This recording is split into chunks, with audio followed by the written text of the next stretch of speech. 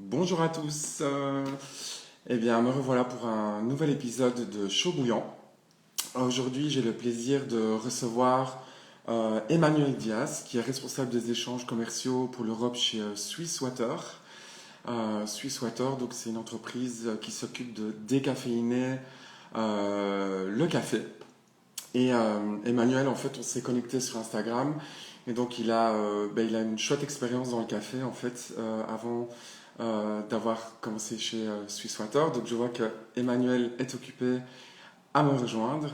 Donc, dans quelques instants, voilà, on va commencer ce chaud bouillant. Pour information aussi sur le côté, j'ai repris les formations dans certaines écoles, malgré le confinement, et les coffee tours en petit comité. Je vois que j'ai la demande d'Emmanuel. Donc, toujours un petit bug, ça arrive fréquemment. Ah voilà, ça y est. Salut Emmanuel. Alors, qu'est-ce que j'ai fait? J'ai tout cassé. Oui, je t'ai vraiment vu une fraction de seconde et puis plus rien. Je pense que ta caméra a changé de Oui, côté. exactement, j'ai appuyé sur le mauvais bouton. Voilà. Hello, ça va? Ça va bien et toi? Faut que je trouve un Ouais, ça endroit pour va. poser mon téléphone. Alors, une pile de livres, une petite carafe derrière, ça peut faire l'affaire. Il y a une carafe derrière. Il y a une Chemex derrière qui patiente. Je vais faire ça. Je vais faire ça. Ça a Yes. l'air de tenir. Ouais, ça a l'air pas mal là. Ça va. Voilà. Cool. Ok, on croise les doigts. Pour Ah, l'instant, vous êtes voir? on est en équilibre. Salut Emmanuel. Alors, Et patatras. Et que c'est la catastrophe. Non, non, je vais trouver une petite solution. Regarde ça. Ça va être très très bien. Voilà, ça devrait être pas mal. Voilà, voilà. T'occupe pas de ça. C'est pas très très grave. Je vais non, trouver, non. je vais trouver une petite solution. Avec un stylo, avec un machin. Et oui, parce que j'ai un bureau à l'ancienne Yes. et qui est en plus qui est penché comme ça, tu vois, c'est pas très Eh bien. ben voilà, écoute, il va falloir se mettre à la stabilité des téléphones pour les lives Instagram. Mais voilà, écoute, ça va aller. Là, ça a l'air d'être un petit peu stable. On va continuer. Mais est-ce que tu pourrais te présenter en quelques mots pour ceux qui nous regardent ou qui nous regarderont plus tard et qui ne te connaissent pas? Oui, quelques mots. Je t'écoute. Écoute, quelques mots. J'ai commencé il y a une vingtaine d'années, d'abord avec le cacao, dans une société de négoce de cacao. Et peu de temps après, dans cette société-là, ils m'ont proposé de démarrer une activité café, ce que j'ai fait pour cette société. Et j'ai fait donc du négoce de café depuis 2003-2004. Euh, et j'ai changé de société entre-temps. Je suis parti dans une autre société de négoce. Et j'ai quitté cette autre société de négoce en 2017. Donc en gros, j'ai fait du négoce depuis 2003-2004. Et là, je travaille pour Swiss Water depuis 2018. Yes. Et voilà, deux mots, c'est ça. C'est 20 ans, négoce, qui passe par un peu tout. Bon, vu qu'on a utilisé le mot commodity, donc j'ai traité des commodities pendant quelques temps, et puis après j'ai développé ce que j'ai exploré ce qui pouvait être traité, ce qui pouvait être développé comme produit, et voilà, j'ai appris. Mais j'ai Et appris de zéro. oui, c'est ça. Donc, j'allais te poser la question. Donc, quand tu as commencé dans le chocolat et que finalement, tu as demandé de t'occuper de la partie café, c'était quelque chose de tout nouveau pour toi? Est-ce que tu as continué le chocolat en parallèle et finalement, tu faisais du sourcing sur et le café et le chocolat ou tu as vite basculé uniquement sur le café? Comment s'est passé finalement ton apprentissage et ton expertise? Au tout départ, la société dans laquelle je travaillais, c'était vraiment une société de négoce de cacao. Alors, c'est pas le chocolat, hein, c'était le Oui, cacao. pardon. Oui. Le cacao, c'est un peu plus complexe que le café, puisque il y a plus d'étapes pour arriver au produit fini, et qu'en plus, le produit fini n'est pas un produit pur, c'est un produit sur lequel on a souvent, alors moins maintenant, il y a aussi du bean to bar qui existe, mais souvent on a rajouté quelque chose. ça peut être du sucre, ça peut être, alors maintenant, ça peut être des matières végétales, de matières grasses végétales, mais bon, bref, c'est un peu compliqué. Et j'ai continué, bah, moi, je faisais, j'apprenais, hein, j'ai commencé, quand tu commences, t'apprends déjà aussi le cacao, donc j'apprenais le cacao. Et quand j'ai commencé le café, bah, je suis un peu resté sur le cacao parce que bah, c'était on va dire le, le domaine principal de la société. Mm. Et puis, bah, comme c'était une opération en développement, le café, bah, il fallait continuer à faire les affaires courantes. Donc, je faisais un petit peu les deux. Et puis, est arrivé un moment donné où bah, j'ai plus fait de cacao et j'ai fait plus que du café à mesure que le développement se faisait. Hein. Et ton rôle actuel chez Swiss Water, donc c'est de t'occuper de tous les échanges commerciaux pour l'Europe, c'est ça? Est-ce que tu peux nous parler un petit peu de Swiss Water et de finalement quelle est l'activité de Swiss Water, puisque on en avait parlé un peu au téléphone et donc tu m'avais expliqué que, attends, mais c'est déjà un sujet très vaste, mais que vous aviez vos propres grains, qu'on pouvait vous envoyer du grain donc pour décaféiner le café. Est-ce que tu peux un peu contextualiser et peut-être qu'on va repartir sur les filières de café pour revenir au déca après, mais comme ça on a déjà une petite idée de quelle est l'activité par exemple d'une société comme Swiss Water. Bah, nous, on décaféine le café. En fait, décaféiner, c'est enlever la caféine du café. Et donc, ça, c'est notre métier. Et on a plusieurs manières de le faire. Pas dans le principe technique de la chose, mais dans le principe administratif de la chose. Mm, On va recevoir de toute manière des grains de café et on va de toute manière livrer des cafés qui seront passés par notre process. Mais la manière administrative, c'est qu'on peut recevoir des cafés de certaines personnes qui disent je voudrais que vous décaféiniez ces cafés s'il vous plaît, et on va leur faire et on va leur facturer un service de façon parce qu'on a fait mm, le travail. Et il y a une autre manière, c'est que on sait qu'on va avoir tel ou tel ou tel type de niveau de demande pour tel ou tel café, et on va juste prendre les devants et le faire. Et ensuite, on va mettre à disposition ces cafés ou les positionner à différents endroits en disant, au fait, on a les cafés que d'habitude vous nous demandez. Donc, ils sont là. Donc, c'est ce que nous, on sépare entre la partie tôle, hein, qui est vraiment à façon, et la partie régulière où on a de toute manière 17, entre 15 et 20 références qu'on fait d'une année sur l'autre et qu'on répète tout le temps. Alors, bien sûr, en fonction des saisonnalités, quand il n'y en a plus, il n'y en a plus. Voilà, on ne va pas les fabriquer. mm. Mais, euh, mais voilà, c'est ce qu'on fait. Et ça veut dire que vous sourcez vous-même du café ou vous travaillez avec des importateurs finalement en fonction des lots et des arrivages et de l'opportunité commerciale ou du potentiel commercial finalement de ces cafés. Comment ça se passe au niveau des choix finalement que vous opérez pour ceux que vous décaféinez vous-même en vue de les proposer dans votre menu? Sémantiquement, on source aussi, sauf que notre source, c'est on s'appuie sur les négociants, bien sûr, les importateurs, pour différentes raisons qui sont qui peuvent être philosophiques, qui peuvent être pratiques. Une première raison, c'est que on considère que chacun a son métier et son importance dans la filière. Et on en parlera peut-être plus tard parce que Mm, j'ai une vision aussi. Enfin, je suis pas tout seul évidemment, et j'achète assez peu d'ailleurs. On a un département qui s'occupe de ça toute la journée. Et puis il y a aussi une raison administrative entre guillemets ou logistique, c'est que bah, mm, on n'a pas à s'occuper cette partie-là de fret, de documentation, etc., qui est donc qui nous permet de libérer du temps sur ça. Mais mm, ça n'empêche qu'on peut avoir un cahier des charges qui est assez précis et des demandes qui sont tout aussi précises ou hautes en termes de ce qu'on veut et de mm. la manière dont on veut que ça se passe. C'est-à-dire que enfin, on n'a pas fait on n'a pas fait de rapport récemment sur ça parce que 2020 c'était pas très propice à ce genre enfin c'est pas, on n'a pas investi de temps là-dessus, mais on va le faire probablement pour les années, on va le faire a posteriori. Mm. Et en 2018, enfin en 2019, on a sorti le rapport 2018 sur nos activités et 70% de nos achats étaient avec une traçabilité jusqu'au 1000. Bon, bah, tu vois qu'il reste 30%. Hein.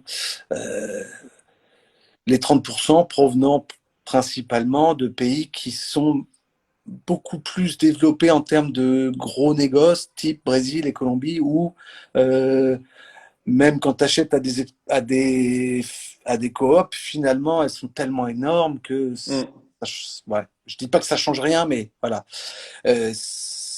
On essaie toujours d'améliorer. Donc avant, on était les premières années où on a fait ces rapports-là, on était à 25%, qui était traçable au 1000. En 2018, on était à 70. Je ne sais pas exactement pour 2019, ce serait à vérifier, à recalculer, mais on n'a pas encore fait tous les rapports. Et dans ces 100% de café, il y en a 30% qui sont certifiés ou double certifiés. Donc, j'ai vu que tu en avais parlé pas mal la semaine dernière.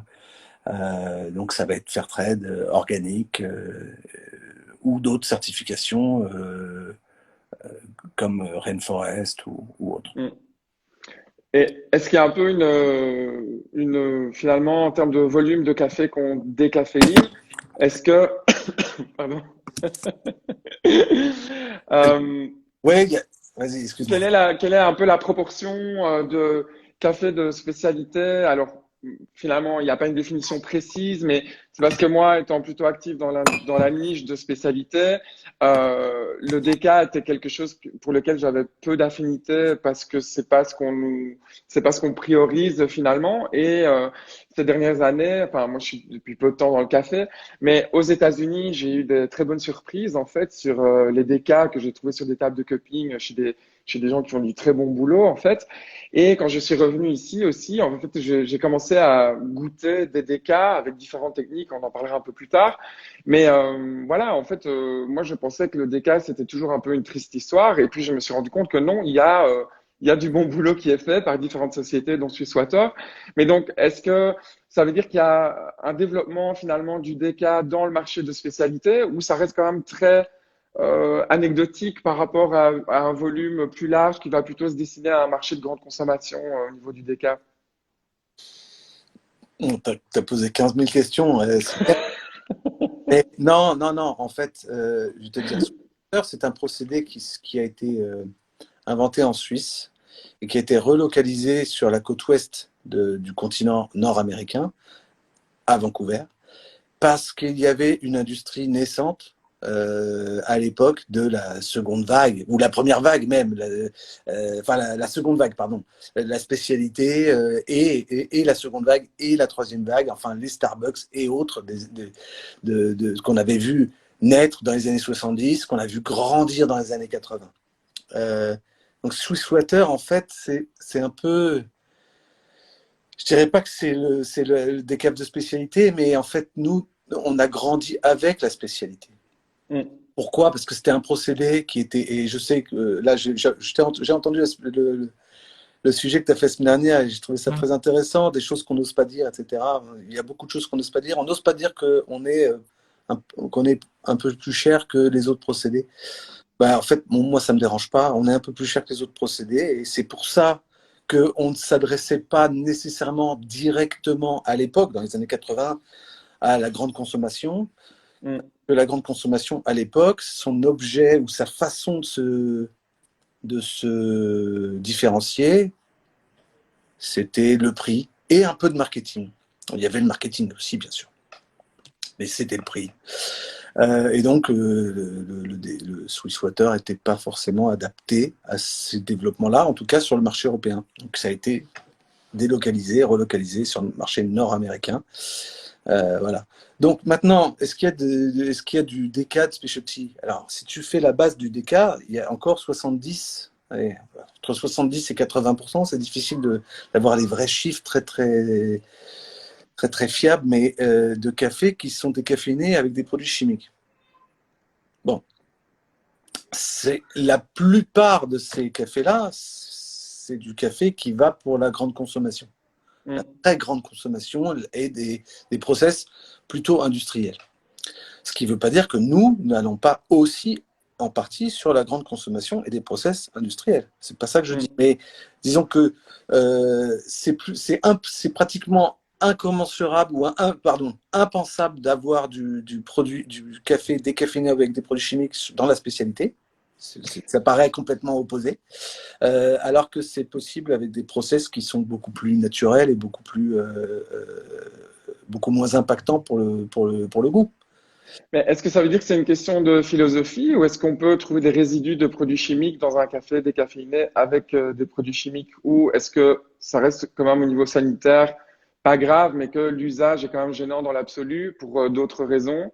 Euh, c'est une vraie question, mais est-ce qu'il faut diaboliser ça ou pas?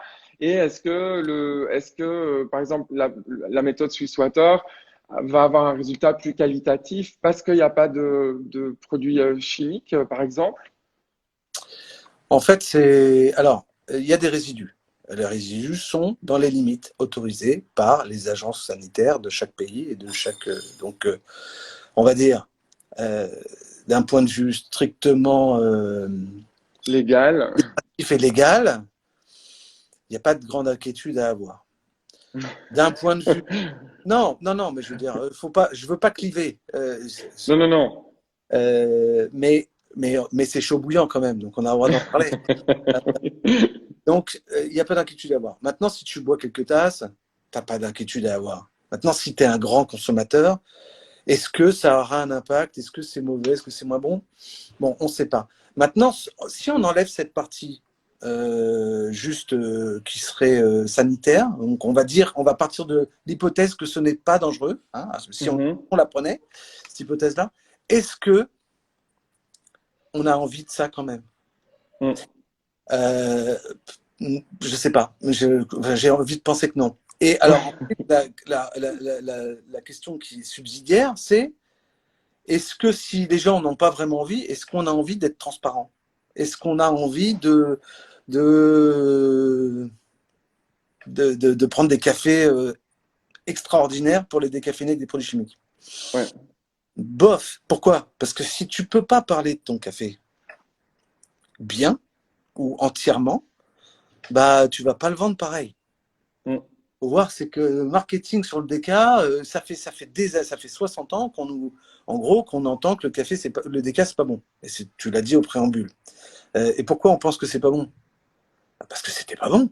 Enfin, il n'y a pas de mystère, hein. Les process ont certainement évolué et donc ils sont largement améliorés. Mais à l'époque, c'est certainement une petite note un petit peu métallique, un petit peu pas très agréable.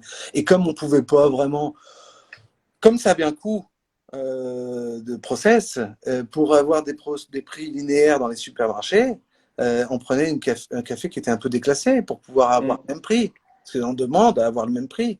Euh, donc tout ça, nous, c'est ce contre quoi on essaye de se battre, enfin contre. On est un peu à l'opposé de ce modèle-là. On essaie d'avoir un modèle un peu plus vertueux, un cercle beaucoup plus vertueux dans lequel tu peux dire bah moi je vais parler de mon café parce que j'en suis super fier. Pourquoi? Bah, parce que le process que j'utilise, j'en suis fier. Parce que le process que j'utilise, bah, il va pas altérer le super café que je suis allé chercher ou le super café que j'ai choisi. Et donc je vais pouvoir en parler. Et quand j'en parle, bah, les gens y goûtent. Et s'ils goûtent et que c'est effectivement ce que j'ai dit que j'avais fait, bah, ils vont continuer à en acheter. Donc tu es dans une autre démarche. Ouais. Et, euh, et c'est intéressant parce qu'on voit qu'il y a quand même une diversification des méthodes de décaféine.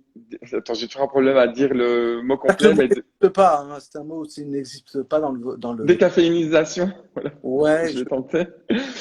peut-être Euh, décaféination. Décaféination, décaféinisation. Ouais, en tout cas, il y a une diversité des pratiques parce que c'est vrai que moi, et on en avait parlé aussi, et c'était intéressant ce que tu m'avais dit, c'est que voilà, moi j'avais eu accès à des cafés décaféinés avec la méthode des résidus de canne à sucre, donc c'est l'éthylacétate si je ne me trompe. C'était bon. Euh, et ouais, donc j'étais un petit peu waouh, ok, ça c'était une première porte ouverte, on va dire. Puis là, tu m'as contacté, tu m'as dit, écoute, il y a d'autres choses aussi qui existent et c'est pas la seule méthode qui donne des bons résultats. Et c'est vrai que tu m'avais parlé un peu de profil aussi en fonction de la méthode. C'est-à-dire que la méthode, par exemple, sugarcane, elle va avoir un petit goût interférent un peu quoi, caramel sur les cafés, peu importe le terroir. Là où le Swiss Water, par exemple, tu me disais que parfois il fallait, peut-être que je me trompe, hein, mais un petit peu torréfier un peu plus, mais je ne sais plus pour quelle raison, pour arriver à sortir du bon du café. Est-ce que tu peux me rappeler un petit peu tout Ouais, ça? et expliquer parce que je trouvais que c'était intéressant et c'est des choses auxquelles j'ai absolument pas du tout accès et qu'on est, je pense, nombreux à se poser comme question, quoi. Alors, d'un point de vue stricto sensu, l'éthylacétate, c'est un produit chimique. Donc, alors, il se trouve que comme comme il a la vertu de rendre les cafés un peu plus sucrés, il va donner une petite note sweet à tous les cafés. C'est un process qui est principalement opéré en Colombie, donc c'est sympa. On va avoir un café qui, en plus, parfois, il y a quand même pas mal de terroirs qui offrent pas mal de sweetness en Colombie, donc ça n'altère pas la philosophie même du café, si tu veux, hein, le profil d'origine, mais ça l'altère ou ça va dans le sens où ça l'augmente. Mais si tu veux, si je veux pas être trop preachy, hein, trop Swiss Water, comme tu l'as dit, je pense que c'est une bonne approche. C'est un process qui est un peu moins cher et qui a le mérite d'exister et qui, quand tu racontes l'histoire, marketingment parlant, c'est plutôt joli. Ah, on Mm. prend les résidus de canne à sucre. Ah, bon, c'est pas exactement comme ça que ça se passe parce que les quantités qu'on utilise sont un peu plus grosses que ce qu'on pourrait trouver dans la cour, enfin dans le fermier, chez le fermier derrière. Donc on est obligé de produire l'acétate d'éthyle en quantité, enfin, de manière industrielle pour obtenir les quantités dont on a besoin. Donc c'est pas aussi idyllique que ça en a l'air, mais néanmoins, la bonne chose, c'est que ça donne un café qui a un goût assez agréable et assez Mm. consensuel. Donc, les notes de chocolaté, sucré, ça va très très bien et ça permet de plaire à un grand nombre. Maintenant, comme tu l'as dit, il y a d'autres process. Il y a Swiss Water, oui, c'est génial. Bon, je trouve que c'est un des meilleurs process, mais il y a le CO2, c'est un très bon process aussi. Donc, il y a des options. En fait, c'est ça l'important, c'est qu'il y a des options. Et l'important, c'est quoi? C'est que la consommation de décaf, elle ne se fait pas au détriment de la consommation de pas décaf. C'est de la Mm. consommation supplémentaire, Mm. incrémentale, comme on dit. Mm. Donc, plutôt que de taper sur le décaf tout court, essayer de trouver le décaf qui tient la route, qui tient ses promesses, c'est-à-dire la promesse d'avoir la même expérience café, mais sans la Mm. caféine. Donc voilà, d'avoir ce qu'on veut, c'est-à-dire une bonne tasse, de l'arôme, du corps ou un peu moins de corps selon les profils, de l'acidité, etc. Et si on a ça avec un terroir en plus qui est conservé, notamment plus particulièrement avec le CO2 ou avec le Swiss Water, eh ben ça tient complètement les promesses du décaf. Et il n'y a plus aucune raison de se dire, mais pourquoi je boirais un décaf? Bah, non, pourquoi t'en boirais pas surtout? Ouais, je suis d'accord. Alors, moi, j'ai été converti au décaf cette année. Alors, ça veut pas dire que je bois plus de café, parce qu'évidemment, ma passion, c'est le café, mais ça me permet de boire un café le soir et de l'apprécier, en fait. Donc, ouais, très clairement. Euh, Mais après, pour finir, excuse-moi, mais pour ouais, finir, ouais. ça fait que comme ces volumes sont incrémentales, sont supplémentaires, bah, ça supporte la filière dans le sens où euh, c'est des tasses en plus. Tu vois ce que je veux dire? Ouais, ouais, complètement. Euh, alors, si en plus tu le fais bien et si en plus tu as, du bon goût et tu peux offrir de la diversité, le choix. Tu sais, nous, on va dire notre plus grande guerre, si on peut appeler ça, c'est le savoir, c'est la connaissance, c'est la transparence du process.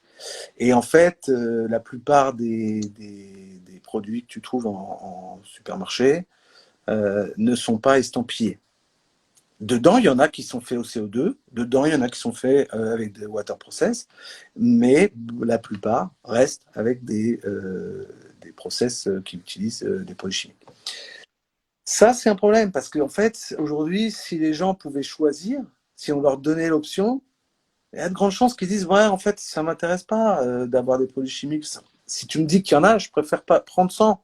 Mm. Alors, tu vas me dire, je presse ma paroisse, mais en même temps, c'est un peu le futur. Bah, oui. C'est un peu l'évolution que les gens cherchent aujourd'hui, c'est justement d'avoir moins de produits chimiques, d'avoir un plus grand contrôle de la manière dont les produits qu'ils vont consommer sont faits.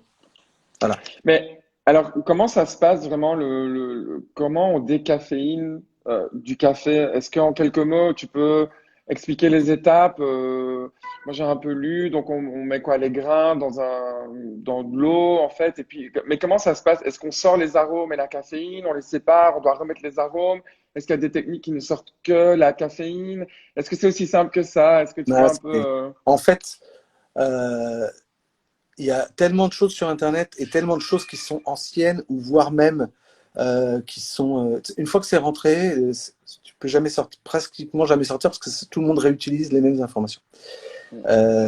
Et ça, tu le vois quand les gens parlent de certains process. Bon, moi, je ne vais pas prétendre connaître tous les process à la lettre, mais grosso modo, une décaféination consiste à hydrater les grains dans un premier temps pour pouvoir permettre la sortie de la caféine du grain, pour pouvoir élargir l'espacement entre les cellules. Ça, tout le monde le fait. Donc, l'eau, en fait, nous, on appelle ça Swiss water. C'est pas cette eau-là qu'on utilise. Celle-ci, tout le monde l'utilise, en fait. Celle-ci, tout le monde l'utilise. Ensuite, il te faut un médium pour capturer, enfin, pour pouvoir récupérer la caféine, entre guillemets, Ouais, porter la caféine. Nous, notre médium, on utilise le principe de l'osmose. Enfin, c'est une sorte d'osmose inverse dans lequel on va présenter deux produits. Un qui sera le café hydraté, donc gorgé d'eau, et de l'autre côté, une eau qui est sursaturée en café, en éléments solides, solubles, qui sont miscibles dans l'eau, du café. Sauf la caféine. D'accord? Donc, tu as d'un côté de l'eau gorgée de café, du café gorgé d'eau, et de l'autre côté, de l'eau gorgée de café, sans caféine. Et ben, il y a une sorte de force qui attire la caféine pour qu'il y ait un équilibre entre ce produit surcaféiné et ce produit, enfin, entre guillemets, caféiné et l'autre qui ne l'est ouais, pas. ouais. Jusqu'à Donc c'est une sorte de équilibre. magnétisme ou d'équilibrage, en Ah, fait. c'est l'osmose, hein, Ouais. on rééquilibre les niveaux, parce que tout est pareil, entre guillemets, tout est presque pareil, sauf la caféine, donc la caféine va migrer. Et ensuite, on va faire, une fois qu'on arrive à un équilibre, il ne se passe plus rien, donc on va aller rafraîchir, c'est régénérer ou rafraîchir ce médium. Donc nous, on appelle ça l'extrait de café vert, ou en anglais le green coffee extract. Et on va le passer dans des filtres à charbon. Je crois qu'il y a d'autres personnes qui utilisent des filtres à charbon, mais nous, on a développé un filtre à charbon. On a fait, enfin, c'est pour propriété intellectuelle, où on a fait une fractométrie qui est de la taille exacte de la molécule de caféine. Donc comme ça, notre filtre va capturer la molécule de caféine qui se trouve dans l'extrait de café vert, et que celle-ci. On va créer un lien, ça crée un lien entre les deux qui est très solide et qui permet pas à d'autres choses de passer. Mais ce lien est tellement solide qu'en fait, il va falloir qu'on fasse, parce qu'on va réutiliser ce filtre, on a besoin de le réutiliser, sinon ça nous coûterait encore plus cher. Ok. Bah, oui, on ne peut pas changer les filtres à chaque fois, ce serait pas Mm. possible. Donc on réutilise nos filtres. Et donc, pour enlever la caféine de nos filtres, on va passer nos filtres dans une fournaise pour pouvoir détruire ce lien qui attache la molécule de la caféine à notre filtre à charbon. Donc, ça, c'est comme ça que se passe notre décaféination. Donc, après, une fois qu'on a redécaféiné, entre guillemets, notre extrait de café vert, ben, on le reconfronte à notre café sursaturé, enfin, gorgé d'eau. Ouais. Et on continue la balance, hein, le rééquilibrage jusqu'à arriver au niveau qu'on veut. Ah oui, c'est ça, ok. Wow, ok. Donc il peut y avoir plusieurs étapes pour décaféiner du café dans Ah, c'est la les même, elle est en bains. continu si tu veux. Là, moi, je te Ouais, la ok, ok. détaille. Ouais. Et en fait, en gros, tu as ton niveau de caféine. Je présente le niveau de caféine de ton café, niveau de caféine de ton extrait de café vert. Ça s'équilibre. Je le ramène à ce niveau-là. Hop, ça s'équilibre, etc., etc. Ça prend 10 heures. On sèche et on emballe et on exporte. Voilà. Et donc là, on est toujours en grain vert, hein, on est d'accord. Ah oui, c'est du grain vert. Ok, ok, juste pour être certain. Et Euh, mais est-ce que ça veut dire que les arômes, elles voyagent aussi un peu là-dedans ou elles restent dans le grain Parce que moi, C'est-à-dire, j'avais toujours cette idée qu'il y a des techniques où les arômes sortent aussi et qu'il faut les remettre, et puis il y a des techniques où elles restent. Est-ce que c'est quoi finalement le... franchement, on ne peut pas enlever les arômes et les remettre. Ce qu'on veut garder, il ne faut pas l'enlever. Il Ok. n'y a pas d'autre solution. Donc, toi, bon, tu as eu l'occasion de goûter quelques samples que je t'avais envoyés, mais tu l'as goûté certainement du CO2, on en trouve aussi. Tu as dû en trouver aux États-Unis, il y en a en Europe, en Belgique, il y en a partout. Donc tu trouves du CO2 aussi, du Swiss Water. Et en fait, moyen pour que les saveurs et les arômes et les notes aromatiques restent, c'est de ne pas les enlever. Donc nous, la moyen de ne pas les enlever, bah, c'est ce Green Coffee Extract qui est si essentiel, puisque en fait, il a tous les profils, tous les éléments solides qu'on trouve dans le café, c'est dans notre coffee extract. Donc, on ne on, on n'attire pas ces molécules-là puisqu'elles sont déjà Waouh, ok. dans notre Ouais, coffee ouais. extract. OK? Et alors, ouais. Sans me révéler peut-être des secrets de fabrication, mais ça veut dire que vous avez un coffee extract en fonction des cafés que vous Non, allez décaféiner? ça, Ou il y a... c'est ce qui est raconté dans certains sites qui pensent qu'en fait, on prend le café qu'on reçoit, qu'on crée un green coffee extract à partir du café et qu'après on va décaféiner. Ça serait super beau, mais ça serait super Ouais. plus cher que ce qu'on fait. Non, on va décaféiner un jour, le jour où on met en gros en marche une usine, une ligne, on va créer un volume de green coffee extract. Et pour ce faire, on va prendre du café et on va le vider. Là, on va tout prendre. On va tout prendre avec de l'eau à température et on va tout récupérer, tous les éléments solides. Il y a entre 24 et 26% d'éléments solides solubles dans un grain de café, on va le récupérer et on va faire notre green coffee extract avec de l'eau. Donc, oui, À soit partir de café vert ou de café torréfié alors du coup? vert, café vert. Ah ouais, ok, waouh, ok. C'est un peu comme une extraction, mais là on prend tout. On prend tout. On ne dit pas je choisis ce que me plaît. Non, là on prend tout.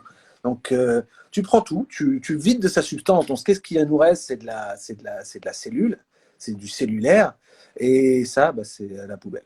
Voilà. ok. Mais une fois qu'on a créé ça, on a un médium pour transporter la caféine. Et ce médium, on va l'utiliser en circuit fermé. Parce que c'est en fait, voilà, on le réutilise tout le temps. Alors il y a un petit refill qui se fait parce que tu as un petit peu d'évaporation. C'est normal, c'est un produit C'est liquide. liquide du coup le green coffee extract. Ouais, Ouais. c'est liquide. Mais et lui-même, il n'est pas déjà saturé en caféine du coup pour arriver à capter la caféine des grains qui...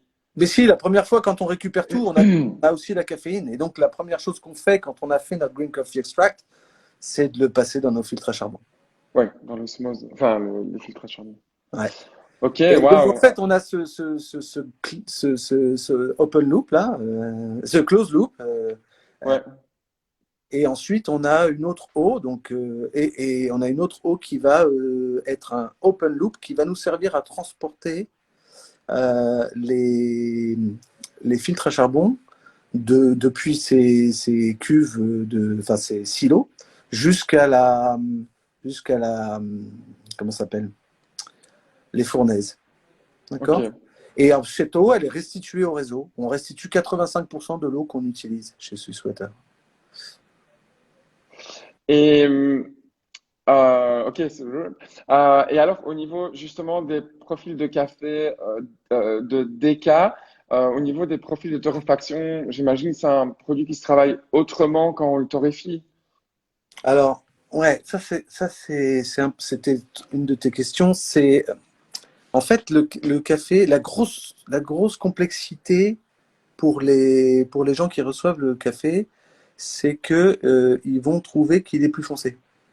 S'ils font un profil, je sais pas, je vais te donner une torréfaction, 10 minutes de torréf avec 1 minute 15 comment ça s'appelle, de développement.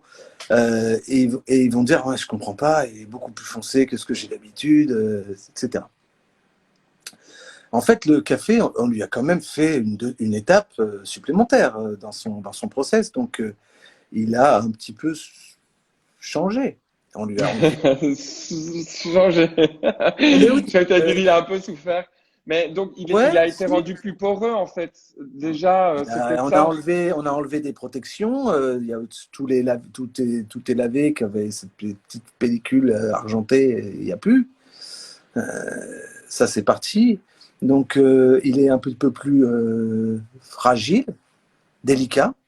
Et par conséquent, il se comporte un petit peu différemment. Donc, sa couleur déjà, quand on l'envoie vert au client, il est déjà un petit peu plus foncé. Et donc, cette dichotomie de couleur entre ce que tu as d'habitude et ce que tu as là, bah, tu la conserves tout au long de Ouais, ton. ça. Mais ça ne veut pas dire que l'intérieur sera plus développé. Et ça, c'est la grosse chose importante à retenir, c'est que ce qui compte à la fin pour toi, ça va être la couleur de ta mouture. Et donc, la couleur extérieure, il va falloir que tu te fasses une nouvelle échelle. Elle ne sera pas comme sur un non-déca. Elle Mm. sera comme sur un déca, plus foncé. Mais par contre, ta couleur intérieure, si toi tu es un fanat de medium roast, c'est pas parce Ouais, il ouais, a je l'air un peu comprends. plus foncé que la mouture sera plus foncée. Et donc, si tu veux pouvoir comparer d'ailleurs ton café, admettons que ça soit le même, parce que nous c'est ce qu'on fait, si tu veux comparer ton café avant et après décaféination, il est impératif que tu aies la même mouture. Ce qui ne veut pas dire que tu as la même torref, mais il faut à peu près suivre le même modus operandi et targeter la même couleur et le même type de développement et le même type de torréfaction pour pouvoir comparer. Parce que sinon, si je Ouais. te fais un dark roast et que je te le mets au milieu d'un medium roast, tu vas me dire, ça n'a pas du tout le même goût. Bah non, ça n'a pas le même goût. Mais si tu veux vraiment les comparer, bah voilà, tu vas un petit peu t'adapter. Mais comme tout produit, quand tu reçois un nouveau batch ou même d'un café que tu as traité l'année d'avant, qu'est-ce que tu vas faire? Là, tu dial in, tu vas faire des tests, tu vas essayer, tu vas peaufiner, tu vas ajuster. C'est pareil pour le déca, il n'y a pas de raison de faire différemment. Yes. Ok, cool. Bah, super intéressant. Donc, je propose qu'on Qu'on migre un passe à peu, autre chose. Ouais. ouais, du décaf vers un petit peu les chaînes du café, parce que tu as quand même une expérience super intéressante et un point de vue bah, intéressant aussi sur le sujet. Mais donc, je vais revenir un peu à la première question que je pose en général aux intervenants, c'est quelle serait selon toi la différence entre le café de communauté et le café de spécialité, s'il y en a? Euh, Il y en a, il y en a. Il y en a, mais en fait, elles sont pas forcément là où on les attend, les différences. Ce que communément on essaie d'appeler commodité, c'est ce qu'on considère comme étant de moins bonne qualité. Mais en fait, si tu, si tu prends le marché dans sa globalité, tu dis on produit 100% de café. Bon, très bien. Ça, c'est 100, c'est la quantité qu'on produit. Et 15%, c'est du specialty. Ça voudrait dire que notre production est complètement inefficace, puisque tout ce qu'on produit, donc, c'est notre truc à répétition. ah, je vais le garder là, puisque tout ce qu'on produirait, enfin en tout cas 85% de ce qu'on produirait serait mauvais.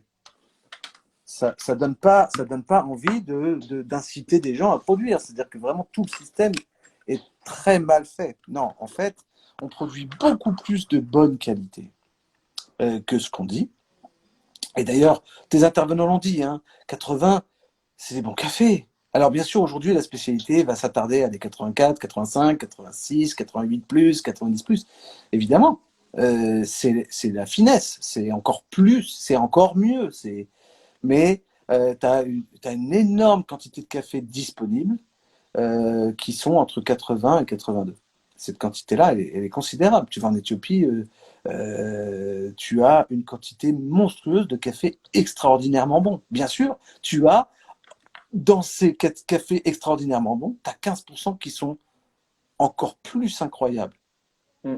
Et bien sûr, c'est ce qu'on aime bien boire. Mais faut pas, je pense qu'il ne faut pas dire que tout ce qui n'est pas appelé specialty n'est pas bon. Par contre, ce qu'on peut aussi quand même dire, c'est qu'il y a une dichotomie beaucoup plus claire entre specialty et commodity si tu regardes, si tu ajoutes la manière dont on travaille ou de la manière dont on commercialise ou la manière dont on va le vendre. Enfin, le vendre pas en tant que filière, mais en tant qu'au consommateur final.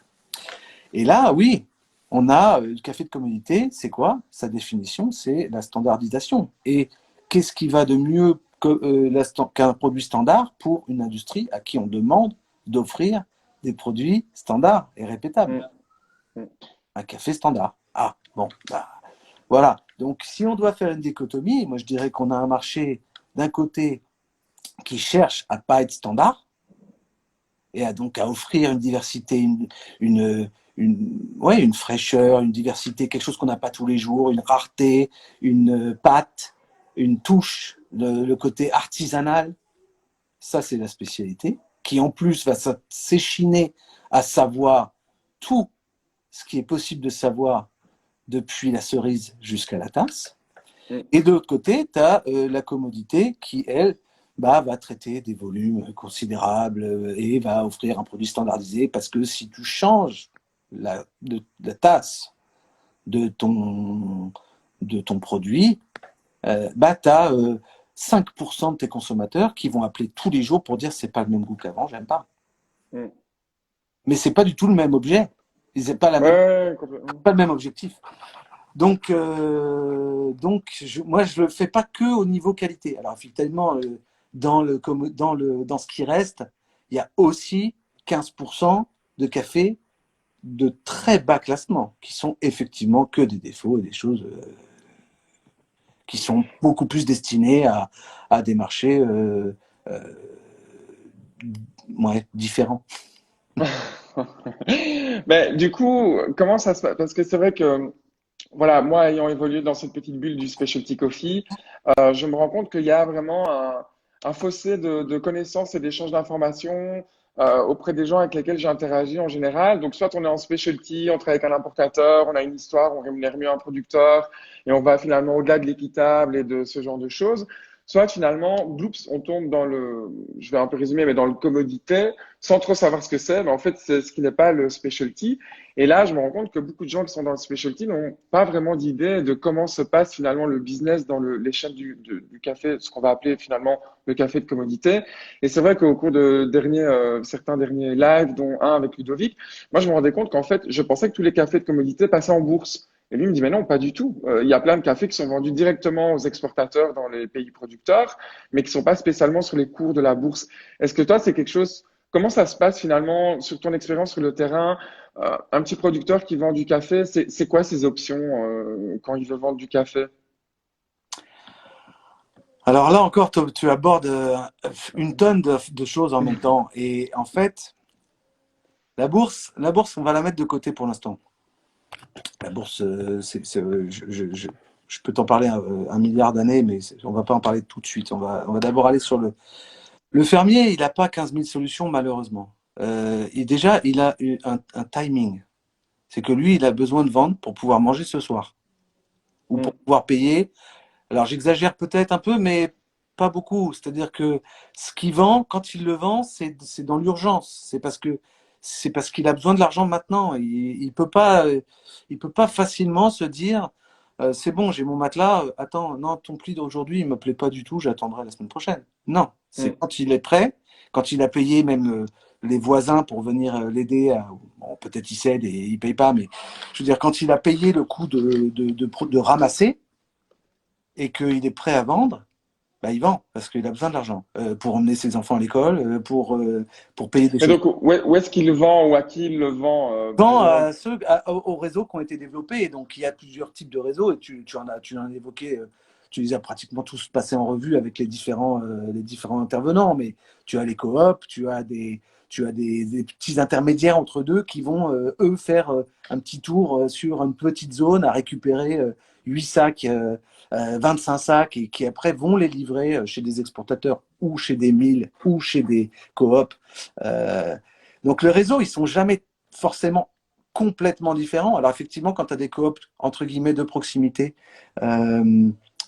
sur des zones qui sont beaucoup plus resserrées, tu peux avoir le fermier qui va déposer euh, puisqu'il est sociétaire, entre guillemets, de la coop, il va déposer Mm. son café dans la coop qui va essayer de gérer ses intérêts au mieux. Effectivement, tu peux te dire que c'est un des plus beaux modèles parce que tu espères que cette coop va pouvoir gérer tes intérêts au mieux. Mais malheureusement, la coop, elle ne fait pas le prix non plus. La coop, elle prend le prix ou elle imagine le prix ou elle traite le prix qui va prévaloir au moment où elle pourra vendre. Donc, Donc ça veut dire qu'on est un peu à la merci finalement de ce que quelqu'un va vouloir nous donner quand on essaie de vendre du café. C'est un peu plus ça. C'est compliqué de négocier, de savoir comment ou combien même ça se vend en général. Parce que là, la négociation elle est un peu des deux côtés, si ce n'est que tu as un pot de fer et un pot de terre, évidemment. Tu as le pot de fer qui, lui, peut attendre presque. Bah, enfin, il peut attendre un petit peu. Voilà. Tu veux pas me vendre, j'attendrai. Et tu as le pot de terre qui, lui, il a besoin de vendre. Donc là, c'est la négociation, elle est presque pas faite. Mais en tant que tel, il faut pas oublier qu'il y a de la compétition. Donc, si ton voisin, lui, il en a besoin, il va payer. D'accord? Donc, on est toujours dans un modèle. Moi, je suis économiste au départ. Donc là, je ne parle pas de ce que j'aime dans le cœur et de ce que je veux. Hein. Je parle simplement de modèle économique d'offre et demande. Et je ne dis pas non plus que c'est forcément les seuls modèles qui devraient être suivis, mais ce sont les modèles qui existent, donc je ne fais que les relater. bien sûr, Tu as une offre, tu as une demande, et cette offre et de demande se confrontent et, pour établir un prix. Voilà. Et le prix s'établit. Le moyen d'améliorer ces prix, bah, tu les as aussi vus avec certains de tes intervenants, c'est de valoriser la qualité, de valoriser un meilleur rendement, de valoriser le meilleur profil. Oui, mais comme beaucoup t'ont dit aussi, les fermiers ne savent pas toujours ce qu'ils ont dans les mains. Donc, mais du coup, dans ce cas de figure, qu'est-ce qui va définir les prix? Parce que, OK, on ne parle pas de la bourse, mais est-ce que ça veut dire que les prix sont quand même plus ou moins calqués sur le cours de la bourse comme étant une forme d'étalon pour définir une base de négociation? Ou en en fait, fait, tout et en, n'importe quoi et... non, mais en fait, la bourse n'est qu'un indicateur. Et la bourse n'indique pas le prix. La bourse indique un niveau. Il indique un niveau auquel, si jamais il n'y avait aucun acheteur dans le monde, aucun, j'exagère parce que s'il n'y en avait aucun, la bourse n'existerait pas, mais si jamais à un moment donné on a trop de café, il y a un bailleur, il y a un acheteur de dernier ressort. Bon. Mais la bourse ne donne pas le prix, la bourse donne un niveau. Mais après, en fonction de l'offre et de la demande, et tu peux demander à tous les intervenants, même aujourd'hui, même quand on a un marché, bon là il est passé de 100, même moins de 100, jusqu'à 125, 130, même quand on a un marché qui est à 130, le prix qu'on donne, enfin le prix de référence équivalent FOB, hein, qu'on va donner à un fermier ou autre, ne sera pas forcément 130, même si c'est du commodité. Ça n'a pas de lien. Le, le, le, le marché impacte, mais le marché n'est pas le seul driver du prix. Il y a une autre chose qui s'appelle le différentiel. Donc peut-être que Ludovic, je n'ai pas vu celui de Ludovic, il faudrait que je le regarde, mais peut-être que Ludovic t'en a parlé. Le différentiel, c'est ce qui va en gros être le coussin d'amortissement ou qui va être ça va jouer comme un régulateur d'offres et de demande. C'est-à-dire qu'il y a le marché, certes, mais en fonction de la qualité, de l'origine, du grade du café, eh ben, le différentiel va évoluer. Aujourd'hui, un Colombi va traiter à 50 au-dessus. 50 au-dessus, ça veut dire 125 plus 50, ça veut dire 175. On n'est pas à 125. Attends, excuse-moi, question de base là, mais 125 quoi? J'ai envie de dire peu importe, ça change rien, mais Ok, ok, c'est en cents par livre. ok. Alors moi, là, je suis théoricien du marché, hein, donc je te dis pas c'est bien Ah oui, d'utiliser. en cents, oui, ok. Je Ok, te dis pardon. simplement comment ça fonctionne. Oui, oui, oui, c'est l'intérêt, Donc, le but, oui, le pardon. marché, ça a été inventé par des fermiers, d'accord? Dans le Middle West, dans le Midwest américain, enfin non même pas, ouais, Midwest, région de Chicago. Ça a été inventé par des fermiers et soutenu par des acheteurs de grains. C'était du grain, du blé certainement. Et pourquoi ils ont créé ça? Parce que en fait, en fonction des aléas climatiques, les variations des prix, les variations des quantités produites, etc., rendaient, rendaient comment dire, c'était beaucoup trop volatile et ils Ouais. n'arrivaient pas à se projeter dans le futur. Donc, ils ont créé ce marché en disant, moi, je suis acheteur, j'ai un moulin, j'ai besoin d'acheter du grain. Je peux pas avoir mon prix de grain qui bouge tout le temps. Là, aujourd'hui, le prix, il me plaît, je voudrais l'acheter pour l'année prochaine. Bon. Je l'achète pour l'année prochaine, mais j'ai un risque parce que si j'achète directement à un fermier, si jamais ça vaut plus cher, peut-être qu'il ne me livrera pas. Donc, voilà. Donc, toutes Mm. ces données-là ont emmené à ce qu'on crée un marché à terme qui utilisait, on va dire, une tierce partie qui est indépendante et qui fait qu'en fait, toi et moi, on ne se parle pas, mais tous les deux, on peut avoir intérêt à utiliser ce marché. Donc, on ne se connaît pas, mais par contre, notre interlocuteur, c'est une sorte de banque. Ah, ça donne pas très envie.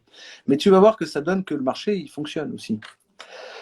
Parce que comme ton contrat n'est pas lié au mien et que c'est standardisé, parce que c'est aussi ça, c'est vrai, c'est un contrat standard, je peux le revendre ou je peux le racheter si je l'ai vendu. Et en fait, c'est un outil. C'est pas quand les gens parlent de les cafés vont sur la bourse. Bon, ils peuvent y aller. C'est pour ça que ça marche. Mais en fait, ils y vont que dans une proportion très faible de ce qui est produit par an. Parce qu'en fait, il n'y a pas d'intérêt d'aller sur la bourse si on te donne moins que ce que tu as payé. Tu perds de l'argent, donc personne n'y va. La seule raison pour laquelle des gens vont peut-être... je vais rentrer dans trop de détails, ce sera trop compliqué, on fera ça dans un autre truc, un autre jour. Ah. Donc bref, je reviens sur ça. Donc on a créé ce marché. Le problème qu'on a, c'est qu'aujourd'hui, les gens qui pourraient l'utiliser ou qui pourraient en avoir besoin, bah justement, ce seraient des fermiers. Comment ils pourraient l'utiliser? Bah, ils n'ont pas les quantités suffisantes. Donc il y a le problème de quantité, c'est qu'un lot de bourse, c'est grosso modo équivalent à un conteneur Mm. à New York. 17 tonnes 5 à peu près. Mm. Donc, il y a peut-être 80% des fermiers dans le monde qui ne font pas cette quantité-là. Mm. Donc, ils n'ont pas accès. Par contre, ils pourraient avoir accès via leur coop. D'ailleurs, il y a des coops qui utilisent les marchés, d'accord, pour hedger. Pourquoi on utilise les marchés? On n'utilise pas les marchés en se disant que c'est méchant. Et c'est pas pour faire plus de mal. C'est pour réduire le risque de volatilité d'un prix, que ce soit le vendeur ou que ce soit l'acheteur. C'est-à-dire qu'aujourd'hui, admettons que les marchés ne nous plaisent pas. Bon, alors on n'a pas envie de vendre. Bon. Alors quand tu es fermier, tu n'as pas le choix. Donc ça, c'est un autre problème. Mais on n'a pas envie de vendre. Mais quand le marché est à 308 cents en 2012, on a envie de vendre. Mm. Pourquoi ne peut-il pas vendre? Parce qu'on a une crise de confiance. En fait, on n'a pas une crise de prix sur ces marchés. Il y a bien sûr des problèmes de prix qui sont des conséquences, mais on a surtout une crise de confiance. C'est-à-dire que comme les acteurs n'ont pas accès au marché, eh ben, il est biaisé, avec un fort biais pour les acheteurs, entre guillemets, ou pour les gros acteurs. Pour les gros acteurs. Pas forcément les acheteurs, mais les gros acteurs. Et ça rend le modèle moins intéressant. Mais tu le vois que quand certaines sociétés se mettent à acheter des produits, à être plus gros et pouvoir être acteurs de ce marché, eh ben, ils peuvent l'utiliser de manière adéquate et profitable, entre guillemets, pour des fermiers. Moi, j'ai beaucoup travaillé dans le passé avec des sociétés qui étaient, enfin des fermiers qui étaient au Brésil et qui étaient en Colombie, où je leur proposais, quand je pouvais, je leur proposais des prix à 2 ans ou à 3 ans. Mais Donc parce à que, l'avance, quoi. C'est oui, ça? Ouais. oui, mais ces contrats-là, tu vas me dire, ouais, mais attends, imagine si le prix est meilleur après. Non, mais le prix que je leur proposais était déjà un peu meilleur que maintenant, puisque le marché est en report et que les mois de terme qui viennent sont plus hauts que les mois de terme maintenant. D'accord? Le prix de demain est plus cher que le prix d'aujourd'hui. Donc tu pouvais leur proposer un prix qui était meilleur qu'aujourd'hui. Mais surtout, ce qu'il faut voir, c'est l'intérêt de ces marchés-là, c'est que de ces contrats, quand ils existent, quand tu peux les faire, c'est que ton fermier, il va avoir un contrat dans la main. Il a une promesse d'achat de quelqu'un. D'accord, il peut aller voir son banquier et lui dire, j'ai vendu, alors tu ne vends pas toute ta récolte parce que tu n'es pas fou. Non, non, non, mais il y a déjà une preuve de vente pour 2, 3 ans et du coup, ça donne plus de crédit, quoi. Je pourrais avoir un crédit pour investir. Je voudrais Oui. refaire mon African Beds, ou je voudrais réinvestir dans mon, comment dire, dans mon Destoner ou je ne sais quoi, ou je voudrais acheter un color sorter. Ça coûte très cher un color sorter. C'est pas n'importe quelle famille qui peut le faire, on est d'accord. Mais c'est pareil pour la coop. Hein. Ça marche pareil. Bon. Donc ça, c'est un des outils possibles qui peut être utile, c'est de pouvoir hedger. Parce que si tu peux pas hedger, il n'y a pas beaucoup de gens qui vont dire, moi j'achète la marchandise à 2 ans et je ne sais pas où je vais. Parce qu'en Mm. fait, les marchés à terme, c'est quoi la différence d'avoir un marché à terme et de ne pas avoir un marché à terme? Si tu n'as pas de marché à terme, tu te retrouves comme un marché comme le poivre, et qu'au jour 1, il vaut 1000, et si tu as des négociants au milieu, eh ben, il faut qu'ils vendent à 1100 ou à 1150, et que si le marché tombe à 900, eh ben, ils perdent de l'argent, parce qu'ils ne peuvent pas vendre, ou ils sont obligés de vendre à perte. Alors que quand tu as un marché à terme, les négociants qui travaillent entre ont, ont même plutôt intérêt, d'un point de vue technique, à acheter la marchandise quand physiquement elle vaut cher et la vendre quand physiquement elle vaut pas cher, parce que ça va avoir une implication sur les différentiels qui est positive pour eux. C'est-à-dire que si j'achète quand le marché vaut 300, il est très fort probable que mon différentiel du même café, hein, il sera plutôt 40 que 100. Et donc, si je paye un café à plus 40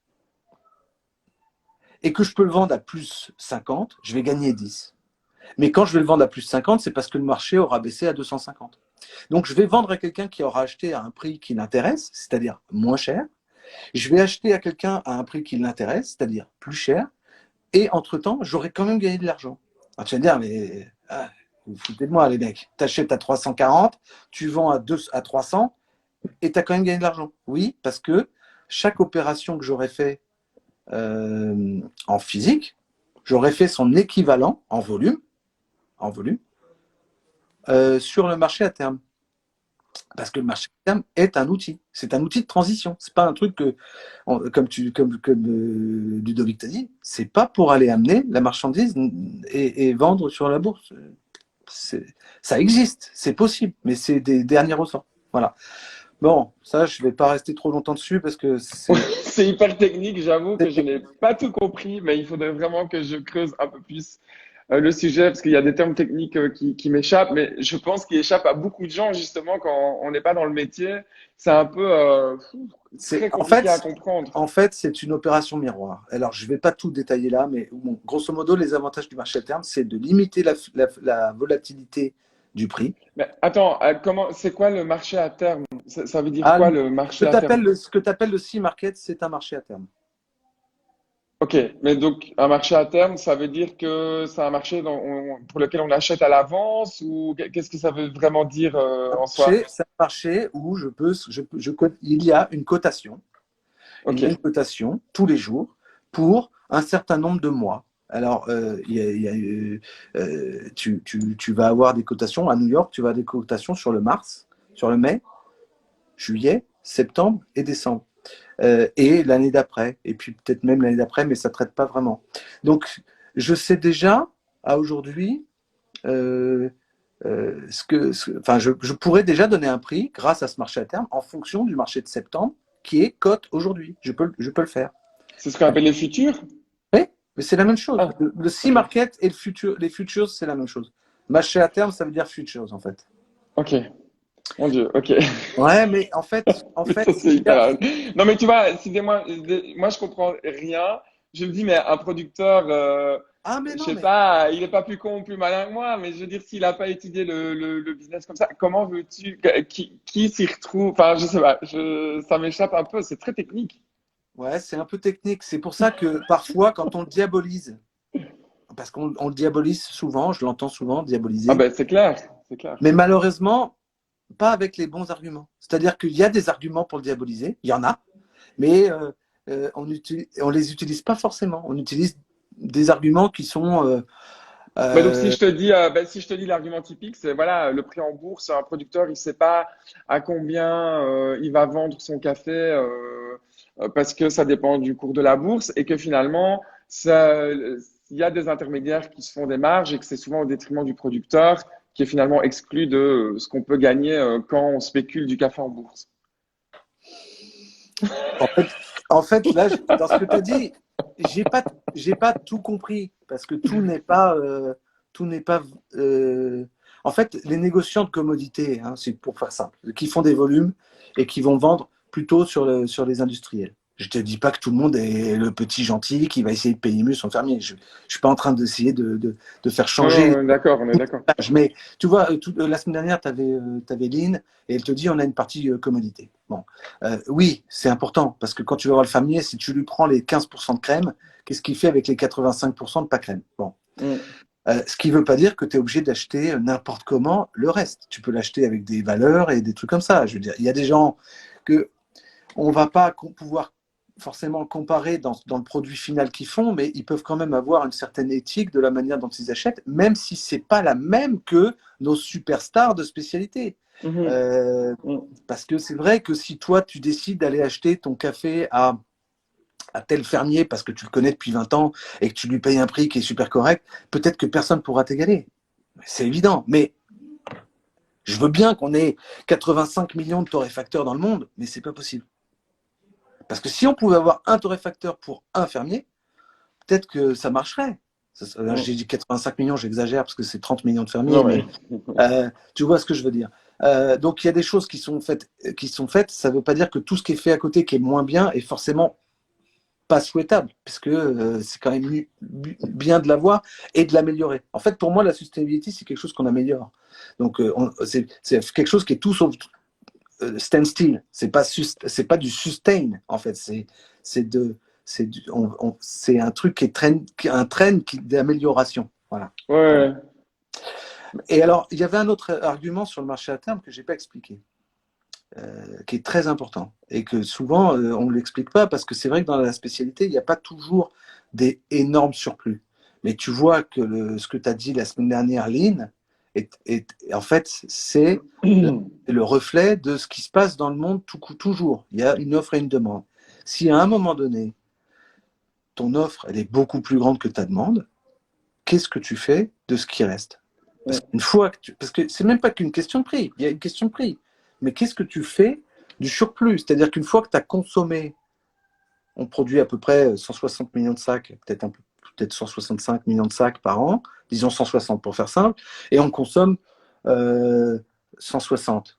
Bon, mais des années on consomme 155 et puis des années, non, on consomme 160, des années on produit 155 et des années on produit 165. Bon. Et puis il se trouve que là on a le Covid. Et donc, c'est une année où tu produis 160 peut-être et tu consommes que 150 parce Mm. qu'on consomme moins.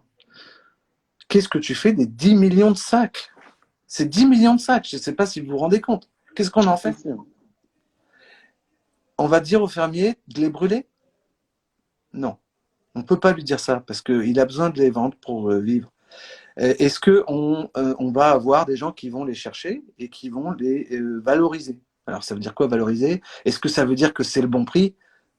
Non, je ne dis pas que c'est le bon prix. Je dis on va lui donner une valeur. Et donc le marché à terme donne une valeur. C'est une valeur de dernier ressort. C'est pas la valeur de je trouve que c'est le bon prix. C'est la valeur de dernier ressort ou quand il n'y a personne qui en veut. Et cette valeur-là, c'est le C-market. Plus ou moins un tout petit delta qui correspond à la qualité. C'est-à-dire que tu ne peux pas mettre sur le C-market n'importe quel café. Il y a un standard. Le Mhm. standard du C-market, c'est quand même c'est pas du specialty, même si tu peux en avoir, parce que le Colombie, c'est pareil que, je ne dis pas que c'est pareil que l'Éthiopie, mais en Colombie, même ton café standard, il est presque toujours au-dessus des 80. Ouais. Euh, mais ça va être un café qui va avoir 15 défauts secondaires. Donc, tu vois, il n'est pas specialty. Mais 15 défauts, c'est pas 300 défauts. C'est pas Mm. 150 défauts. C'est un café de belle facture, mais qui n'est pas aussi beau que du café de spécialité. Et ça, c'est le minimum que tu peux livrer. Tu peux pas livrer plus bas que ça. Donc, on te dit, si tu as 10 millions de sacs de surplus, moi, je veux bien te prendre ce minimum de qualité, parce que c'est le système qui prévaut dans la bourse, c'est cette qualité-là, mais tu peux la livrer qu'à tel endroit. Donc, il faut des opérateurs pour le faire. Tu peux la livrer qu'à tel endroit, dans tel entrepôt. C'est bien beau, mais qui est-ce qui les prend, ces cafés? Parce que même si tu les livres à qui? La bourse, elle n'achète pas les cafés. Hein. La bourse, elle va les livrer à celui qui a acheté le café. Donc, ça veut dire qu'il y a quelqu'un qui aura acheté le café. Bon, ce quelqu'un qui a acheté le café, généralement, c'est pas pour le consommer, c'est pour le revendre ou l'utiliser. Hein. C'est pas lui le consommateur, d'accord? Il va être et ce café-là, en fait, pourquoi on peut l'amener à la bourse? Enfin, pourquoi? C'est le dernier ressort, encore une fois. Hein. C'est pas ce qu'il faut faire. C'est juste quand t'as plus personne qui en veut. C'est-à-dire que toi, tu as acheté tes 12 steaks pour la semaine, parce que tu manges beaucoup de steaks, tu aimes beaucoup ça. Les 15 steaks supplémentaires, tu n'en veux pas. Bon. Tu as cette solution-là. Et pourquoi ça marche? Parce qu'il y a le marché à terme. C'est-à-dire qu'ils sont hedgés et que la variation du prix ne t'impacte pas. La seule variation qui va t'impacter, c'est le différentiel. Et les coûts de portage. Et il se trouve que par bonheur, le marché à terme qui offre la possibilité d'avoir plusieurs niveaux, plusieurs échéances de terme, hein, comme je t'ai dit, mars, mai, juillet, septembre, décembre, souvent, je ne dis pas tout le temps, mais souvent, donne un peu de cash and carry, un peu il te paye une petite prime pour garder la marchandise. C'est-à-dire qu'en gros, quand il y a un surplus et qu'on ne sait pas quoi en faire, il y a des gens qui vont prendre cette marchandise et se faire payer pour la garder, sachant qu'elle va quand même perdre un peu de valeur tous les mois. Enfin, après un an, elle va perdre de la valeur, de la même manière. Donc, il faut que cette petite prime que le marché va te donner tous les mois pour garder la marchandise, elle te paye la perte de la valeur. D'accord? Alors, on est d'accord, hein, c'est pas du specialty, ça. Hein. C'est pas du café que tu vas donner à The Barn. Il n'en veut pas. Non, mais il n'en veut pas. Et c'est normal qu'il n'en veuille pas. C'est pas le but. Mais c'est du café dont personne ne veut, en fait. Il n'y avait pas de demande. Ouais, Ok. c'est beaucoup moins. Là, je me rends compte que c'est beaucoup moins funky que les autres interviews que j'ai Ouais, faites. mais c'est hyper intéressant parce que c'est exactement le genre de choses que, voilà, sur un plan perso, moi je comprends pas et en fait j'ai pas suivi une formation pour ça et je me rends compte que ça définit beaucoup de choses et que c'est assez compliqué, mais que il y a beaucoup d'idées reçues ou de raccourcis et que les choses sont pas aussi simples. Voilà. Après, putain, il est déjà 20h08, donc normalement on arrive déjà à terme, mais je pense qu'on devrait faire un numéro 2 de ce direct parce que j'ai même pas pu te poser le quart du tiers de mes Non, questions, c'est parce quoi. que je parle beaucoup trop, en fait. C'est ça que tu veux dire. Bah ouais, mais bon, t'as des choses à dire, hein, donc tu vois, sinon je te couperai vite fait, mais euh, voilà, donc Alors, attends, si je me permets, pourquoi c'est utile? Pourquoi ça marche? Parce qu'il y a des intermédiaires. Et en fait, il y a un truc que tu devrais aller voir, c'est Cedro Alto. Ils ont fait une petite explication de à quoi peut servir un intermédiaire. Bien sûr, il y a des intervenants dans tous les segments qui sont des voyous. Bon, bah, il y en a. Mais en fait, un intermédiaire n'est pas un voyou juste parce qu'il est intermédiaire. hmm, Notamment parce qu'il y a un marché à terme, parce qu'en fait, il ne fait pas que ajouter un coût, il ajoute aussi une valeur ajoutée. Un négociant, c'est quelqu'un qui déplace une marchandise dans le temps et l'espace. Il n'est pas juste là pour rajouter une marge. Non, il le déplace dans le temps et l'espace avec les risques qui sont attachés à ce déplacement. C'est-à-dire le hmm. financement, le qualité contrôle, le fait de ne pas vendre, parce que c'est un risque. Hein. Mais Euh, c'est un peu le même rôle qu'un importateur dans une certaine mesure aussi mais sur le risque financier. ouais, mais négociant importateur, en fait, c'est, c'est un peu pareil. C'est-à-dire qu'on ne veut pas utiliser le mot négociant parce que peut-être trader, parce qu'on trouve ça pas beau, mais en fait, c'est la même chose. Un Hmm. importateur, c'est quelqu'un qui achète des marchandises et qui les vend. Allô, attends, tu étais toujours là? Ouais, Ouais. ouais, je me marre juste parce que je vois bien que c'est beaucoup moins fun que tous les autres trucs que j'ai Mais vus. c'est pas la Tout le monde se question. Moi, ça marre. m'intéresse à mort. Mais non, c'est juste que là, dans ma tête, je suis dans une sorte de dans l'espace comme ça, avoir plein de réflexions et tout. Écoute, Emmanuel, ce que j'ai envie de te proposer, c'est peut-être qu'on pourrait programmer vraiment une deuxième partie à cet épisode parce que j'ai encore plein de questions à te poser. Mais si ça te tente, hein, après, moi, je veux pas te prendre tout ton temps, mais peut-être genre en avril ou quoi, on pourrait faire un épisode 2 avec d'autres Super, questions. super. Ouais? Et peut-être que en fait, tu drives plus parce que moi, je suis tellement bavard. Et Non, je vais surtout essayer d'aller voir des tutos sur les hedges et les futurs et les machins pour essayer d'un peu mieux intégrer ça et peut-être effectivement un peu plus le vulgariser encore, même si j'imagine que tu l'as bien fait, mais pas encore assez pour mon petit niveau intellectuel. Donc, je vais un peu essayer de potasser tout ça et je te propose qu'on fasse un deuxième épisode là-dessus pour reparler de tout ça parce qu'en plus, ok. j'ai l'impression qu'on n'a même pas partagé tes expériences sur le terrain avec peut-être des exemples un peu concrets, des choses comme ça. Mais en même temps, voilà, un épisode de 2 heures, ça va être trop indigeste pour la plupart des gens, je pense, Ah qui nous non, regardent. non. Euh, donc, je pense qu'on va peut-être s'arrêter ici pour aujourd'hui. C'est un peu abrupt, mais j'ai plein de choses à réfléchir et qu'on reprogramme un deuxième épisode un peu plus tard au printemps. Non, mais Ça te va, ça? avec plaisir. En fait, le but pourquoi je t'ai un petit peu dirigé vers ça, c'est que je trouve que parfois la spécialité essaye de se battre contre on va dire le côté industriel. Moi, je pense que la frontière, il y a une frontière, elle est marquée, mais elle n'est pas marquée là où on pense. Parce Hmm. que quand on dit que l'industrie achète des trucs sans savoir ce que c'est, bah non. Je peux te dire qu'ils ont un cahier des charges qui est super pointu. Et tu vends pas n'importe quoi à un industriel. Il va être très, très, très, très pointilleux sur ta qualité. Et le contrôle qualité, c'est pas 2 tasses, c'est 20 par lot. Alors tu vas me dire, oui, c'est des conteneurs, c'est normal. Mais, et puis, comme ils prennent des qualités qui sont plus, entre guillemets, mais plus basses, hein, quand tu te chopes un 85 et que tu l'as, même si c'est un 84,75, tu seras content parce que c'est un truc magnifique, c'est un truc rare. Mais un industriel, lui, il a besoin d'avoir un truc qui est très, très, très reportable, répétable. Donc, Mhm. voilà. Ouais, tout à fait. Ok, bon, oui, j'ai mon écouteur qui fait tout, tout, tout, tout, tout. Donc, je pense que bah, écoute Emmanuel, est-ce que tu veux peut-être rajouter quelque chose, mais sachant qu'on va faire un épisode 2 parce que il y a plein de trucs à dire. Mais est-ce que là aujourd'hui, avant qu'on termine, tu as peut-être un truc vraiment essentiel à rajouter ou pas spécialement? J'imagine que tu en as 10 000, mais Ouais. ouais, peut-être un truc Et qu'il faut dire là. les gens qui m'appellent ne savent pas quand la conversation va s'arrêter. Non, j'ai une question à te poser. Est-ce que tu es heureux dans la vie? Oui, Ouais. Voilà, ça yes. c'est le plus important. Cool. Bah, écoute, merci pour ta question. Voilà, ben, je propose qu'on s'arrête ici pour aujourd'hui. Alors, la semaine prochaine, je vais recevoir Sandrine Vasselin qui importe du poivre du Kivu en filière courte. Ah, très C'est très particulier. Ouais, donc, on va un peu parler pour une fois de autre chose que du café pur et dur.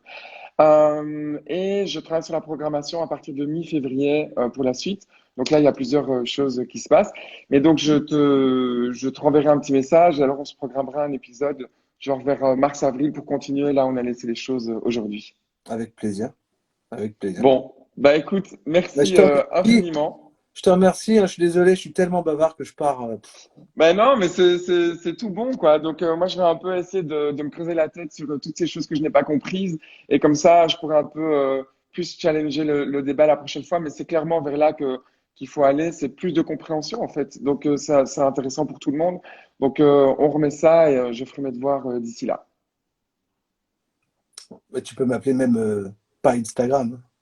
Ah oui, on se prépare un peu le truc, mais écoute, je vais un peu potasser et peut-être qu'on se fera un appel prépa et puis on refera une deuxième session. Mais en tout cas, là, voilà, c'est cool parce qu'il y a un vrai échange sur des choses compliquées d'accès et pourtant essentielles à un moment donné. Donc, yes, continuons ça alors. Eh ben écoute, merci beaucoup de ton invitation. Et puis Ben, à la prochaine alors. affaire à suivre, ça marche. Salut. Allez, ciao Emmanuel, à bientôt. Bye. Ciao.